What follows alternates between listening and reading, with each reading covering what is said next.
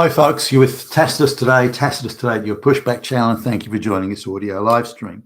In this essay, I'd like to talk about mass migration, its effect on dampening wages, and how no matter how vast and extensive the mass migration is, no matter how many gazillions of people are brought into the West, no matter how many, there are always insatiable demands for more, and always these incredible claims that we're so short of people, we've got no people, there's no one to do the jobs. But we brought in like over 1 million, several million, multiple millions of people last year, but there's nobody, there's no workers to do the jobs. We have to have more and more and more. And if you're against it or you question it, then you're fucking Hitler, you damn Nazi. So clearly it's a propaganda play and a globalist play, but let's just have a look at it. And I saw an interview, multiple interviews, whether it be here in Australia or Canada, Britain, United States, where there's supposed to be this huge shortage of workers, in spite of millions of people being brought in. In fact, the more mass migration there is of illiterate peasants, the greater the number of job vacancies appears to be. So how is that even possible? You bring in millions of people, and yet there's more and more job vacancies, supposedly or allegedly. There never seems to be any proof of this. It's asserted and claimed, but there doesn't appear to be any evidence. And the people in control of the numbers are the primary propagandists. So you've got reason to say, well, hey, hold on a minute, that doesn't sound right. Now, there's a claim I saw just recently in Britain where it's alleged that just in aged care and the healthcare sector alone, there are between 250,000 and 300,000 vacancies that can't be filled, we're told. I don't believe this, by the way, but we're told can't be filled. And the only way to do that is to import masses of people from India and the Philippines and so on. Now, let's suppose for a minute that it's true, but there are already masses of people coming from India and the Philippines. So why do those vacancies still exist? And why do the number of vacancies increase even while the mass migration is increasing? If these vacancies were real and the mass migration numbers, which are definitely real, then those jobs could be filled quickly and simply and easily, assuming that they can't be filled in the first place. But let's have a look at this wider issue. It's so shot through with propaganda and lies and untruths and and so on that it's hard to disentangle it. So I'll make an attempt here in a pass just to have a look at this whole issue of the alleged job vacancies, jobs that can't be filled in the West, and the mass migration, and then the wider effect of does mass migration of illiterate third world peasants. Remember, they're illiterate. Many of them are illiterate in their own language, have no skills. Certainly nothing that would pass for a skill in the first world, and yet they're brought in large numbers. How does that benefit the economy exactly? What is the benefit? Does it create a better standard of living for everybody? Well, obviously not. Does it extract wealth ultimately from working people and move it into the pockets of the elites? Well, that's certainly a situation worth looking at. But let's have a look at these vacancies that are supposed to exist. Now, you hear the same thing in Australia. There's this worker shortage, there's skills shortage, there's this shortage, that shortage, and the only solution is to import illiterate peasants. Now, if it's a skill, you don't import illiterate peasants from the third world who've never even had a job in their lives. You're not importing skills there. So that's bullshit. This idea there's a skill shortage is total bullshit. Now, in terms of a worker shortage or jobs that can't be filled, I guess you can look at this in a few different ways. The Western world has universally stopped or limited or reduced the amount of skilled workers it trains, whether that's tradespeople and also in the non, I suppose, if you like, the old trade skills like stonemasonry, things like that. They've pretty much stopped training, and you struggle to get an apprenticeship in those areas now. So, or certainly nowhere near what it used to be. So there could be an argument to say, well, we need stonemasons, but then, you need the shortage of stonemasons will be maybe less than 100 people, that's 100 people, not 100,000 or 100 people, less than 100 people in the whole country of Australia. So that the shortage of stonemasons is not even 100. So when you say, "Oh, we got a shortage there," all right, then well, that can be fixed by bringing in 100 people. Job done. That's the end of that. So the idea of bringing in masses of people is insane. So let's have a look at worker shortage and how this shortage, to whatever extent it exists, has been artificially created. Well, it's been created in two ways. First is that the lowest wage jobs that used to be quite enough to get by on in Australia are now no longer enough. And I use the example which I've used previously of rents. And in 1975, you'd expect to spend around 20%, maybe slightly less, but around 20% of the average wage on paying rent or a mortgage or whatever. But putting a roof over your head. Today, it's now 60% of the average wage is taken up in rent. So you're looking at a vastly different economic landscape from back then in terms of food and in terms of rent and certainly in terms of energy. I remember, and there's my quarterly electricity bill. This is quarterly, by the way, 3 months. Would be $10, and so I'd be spending $40 a year on electricity. Now, a single person, living in their own place today would be spending in terms of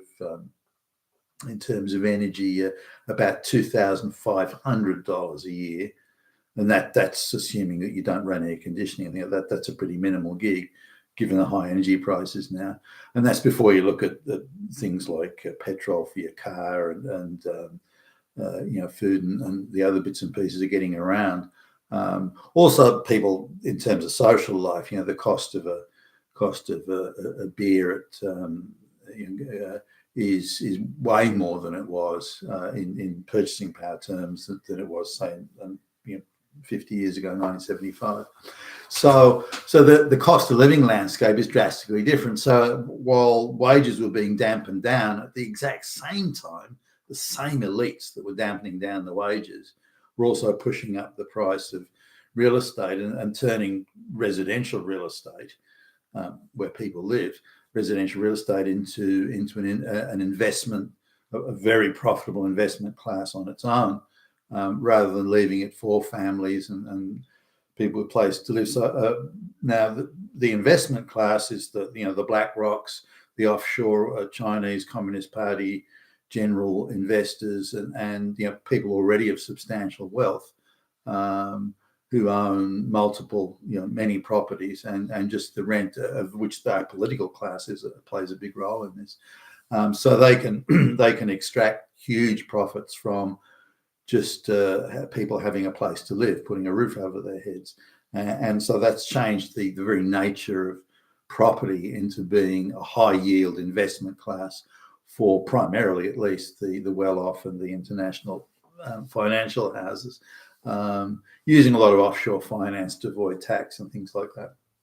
So on one side, you've got the dampening down of wages, whilst the exact same time, aggressive pushing up of cost of living.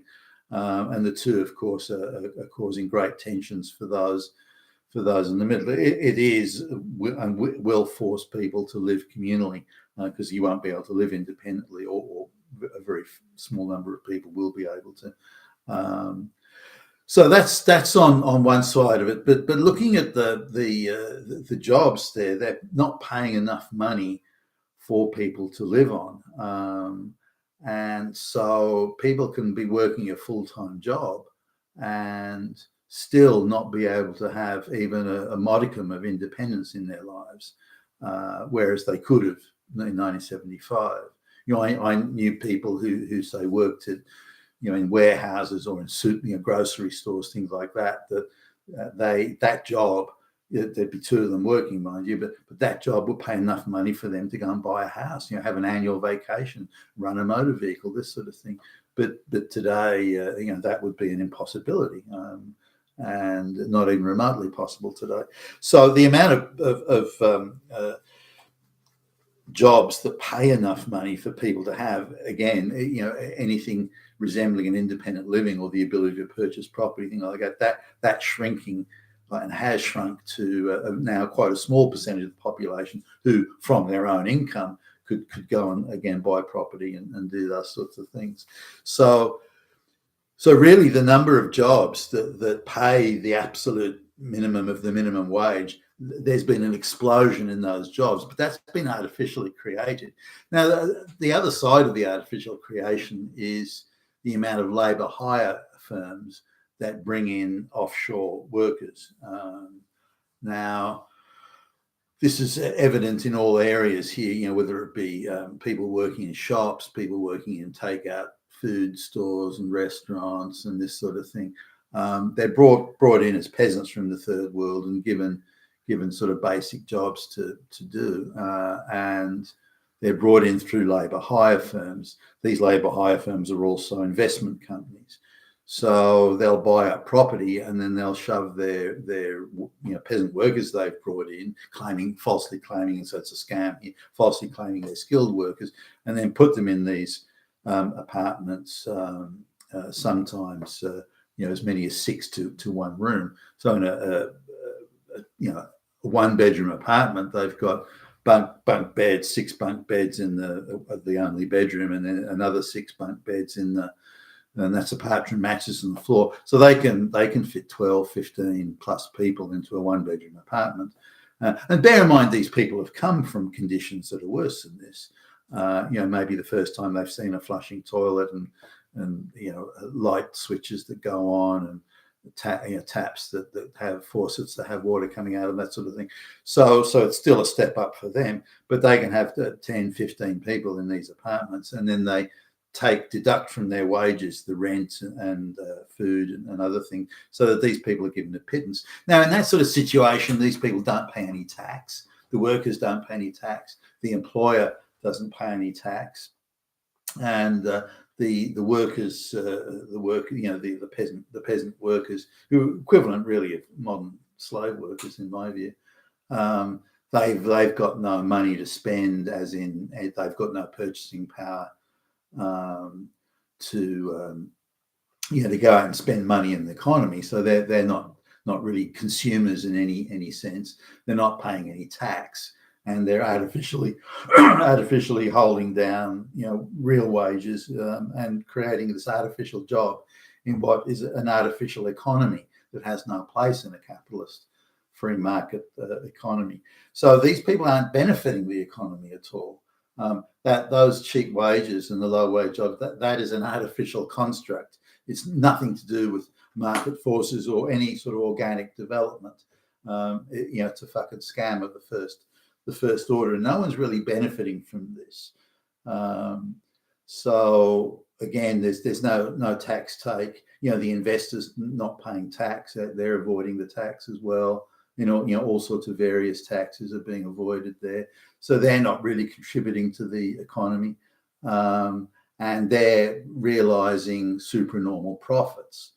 So we're not really getting, particularly cheap food or something like that you can say, well, that's a benefit. 2 people working, and they haven't got time to go to the shop and buy the food and cook it and everything, so they can just get takeout food. So no, that's not happening. That benefit of the low wages, or the artificial low wages, is being turned into supernormal offshore profits. It's not being it's not directly translating into, say, lower prices for the consumer, that thus is indirectly increasing standard of living. That's not happening. Now, I wanted to talk about particularly the nurses and things like that. The training, the amount of training just isn't going on, so that the resources dedicated to training new nurses, or anything, could be doctors, anything at all, or even apprentices, that's simply not there in the way that it once was. So it's cheaper and easier, so it's presumed, to import these people from the third world. Now, it goes without saying that the standards of training and competency in the third world are far, far lower than they were, or once were anyway, in the first world. Now, in the better private hospitals, where patients, well-to-do patients, expect the very best of medical care, you'll be lucky to see any brown or black face anywhere, unless it's the cleaners or the security or the people working in the kitchen or something like that. And in the surgical wards, that sort of stuff, where only the very best doctors and specialist surgeons come to work, that's it, strictly Anglo-Saxon gig only. And I've spoken directly to hospital administrators and people like that in the private hospitals. Went to a very nice dinner a while ago, and we were sitting next to one at a table, and she was telling us that they have to do practical tests in order to demonstrate their competency in nursing. And these are people who maybe have got the very highest qualification you can possibly get in China or the Philippines or India or somewhere like that. And they don't even make the grade, because on paper they look so good, but once you say, okay, now show us what you can do, they can't, and they just, every one of them fails, and only the white nurses are passing not only the written and oral test, but also the practical test. Now, the reverse is the case in the government hospitals, where you may need to be you need to move up the chain to quite a senior nurse or quite a senior person before you'll see anybody white. Everyone else is brown or black and barely speaks English, even in the administration. And I come across this trying to book in my elderly relative for hospital procedures, and it's diabolical. I mean, you're dealing with people that can barely speak a word of English. How they even got the jobs, fucking beyond me. But a lot of these are through labour hire firms, where the labour hire firm signs a form and says, yeah, these people are all qualified, and then puts them in. And because the wage requirement is low and a lot of the insurances are supposedly someone else's problem, they're allowed to just be waved through. So this low wage labour, offshore labour, results in a huge lowering of standards as well. Now, a white worker who may be much better qualified and a much better worker is being dragged down with that whole system, because the wage in that category of work is dragged down. So white workers that may still work in that area, who actually have had to make the grade, who do meet the requirements, then their wages are also dragged down in the process. Now, a former colleague of mine was telling me about he put his dad in quite an expensive nursing home, and he got quite early dementia, that sort of stuff, but in a nursing home. But then he got divorced, and he couldn't afford to keep his dad in that home anymore. So he moved him to a government-run nursing home, and he was like, "Wow, the difference! Holy shit!" Whereas before, again, all the key staff would be white, knew what they were doing, and so on. And there were certain ratios of staff to patients and so on. But when he went to the government one, all that went out the window. Again, you're talking about people that can't speak English and don't know what they're doing. They don't give a shit. And he said every time he went there, they were sitting around yakking on their phone to their mates back in India or somewhere. And because of the dementia, his dad was a bit difficult to handle. So they needed they had to come back at times when he was calm, and they gave him the option: look, we'll nuke him with drugs, so we'll turn him into like a total jabbering vegetable, or we're not going to feed him, like he's not going to get dinner. If he creates any sort of problem for us, we don't have the staff to deal, either come back and feed him later, or someone to restrain him while he's fed, or we don't have any of that. We've only got these tiny little Filipino nurses, and they can't do that. We don't want to put them in danger. So the only other option you got now is you come over at every meal time and feed your dad. Otherwise, if he misses out on meals, too bad. And those are the options they gave him, and that seems and is rather brutal. But it's a consequence of having so many people there that don't speak English, that don't know what they're doing, and really haven't met any criteria at all. Now, coming to the worker shortage, I don't think there is a worker shortage. I just don't believe there is. the worker shortage in a market economy could be solved immediately. You either pay more wages, or you offer better benefits, or you offer maybe accommodation. Like you offer something to make it work. But the idea is ultimately that you produce a quality of life, a service that is representing a quality of life for the citizenry and your fellow citizens. That's gone out the window. So bringing people in, the third world peasants in to fill these jobs that somehow never get filled. No matter how many people they bring in, the jobs never get filled. So I think we're looking at just a pack of lies, really, to justify further mass migration. I don't think these vacancies actually do exist, or they exist again through artificial means. For example, any qualified white person has to be triple vaccinated for COVID, but there's no such requirement for the brown or black people. Therefore, there's artificial vacancies in the area that have been created by edicts and decrees that have no real bearing in any sort of known type of reality. The last thing I want to talk about then in this is the amount of, what was considered, certainly in Australia anyway, a high flyer, people on the big bucks, was if you were making 20 times or more the average wage. So, say the average wage is, $50,000, for example, then if you were making $1 million a year or more, then you would be in this sort of elite category of income earning, or earnings, probably the wrong word. A lot of the people in that category were simply people passively sitting back and realizing huge profits from, say, property investments and things like that. So they weren't people who are out there, busting their ass, taking risks, doing hard work, and so on. So this category, though, has grown at the same time as those earning a livable wage has shrunk dramatically. This category has actually increased. It's more than doubled. So for the amount of people even 20 years ago that are in this category, it's now double the amount of people. This is relative to the increase in the overall workforce size, so it's probably 2.5 times, I guess. But in terms of the amount of people making these huge jobs, that's increased very substantially. Whereas the amount of people in the lowest category, earning money that's so bad they can't afford to, they have to live communally in order to get by.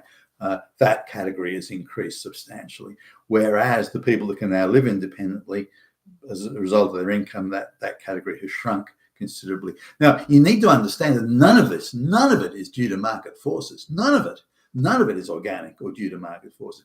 This is all rigged, fixed, and set up and contrived and artificially engineered by the globalist cabal. None of it is related to any form of organic movement or structure or natural forces. So that's my thought on that. I don't believe these vacancies, supposed vacancies, whether it be nursing or anything else, exist. And if they do exist, why is it that masses of mass migration never seem to be able to solve it? What a mystery that is. Being Tacitus today, your Pushback channel. Thank you for listening.